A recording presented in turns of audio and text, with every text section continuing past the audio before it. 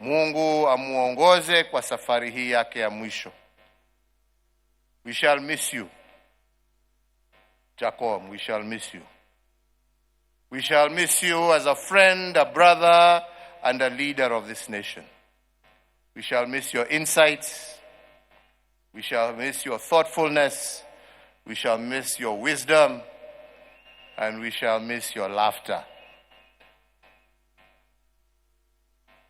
Your deeds will live long, as I said, and we will remember. And I pray we remember those deeds in the actions that we shall live, emulating our friend and brother. So fare thee well, Honorable Raila Amolo Odinga. Fare thee well, my ndugu. Fare thee well, my friend.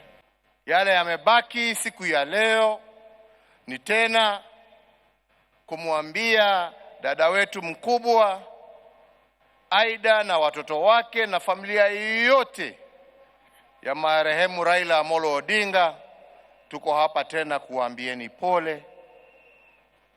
Tuko hapa kusimama pamoja nanyi dakika hii nzito kweli kweli. Ya pili, kwa wenzetu wa Bondo na Siaya kwa jumla, kusema asante. Mtoto wenu ambaye sasa amerudi nyumbani, back to the ancestors, mulitupea atumikie sio tu Bondo na Siaya, lakini Kenya na Afrika, na ametutendea na tunawashukuru. Asanteni sana. Ya tatu, rambi zangu na pole pia kwa wana ODM wote ambao wako hapa.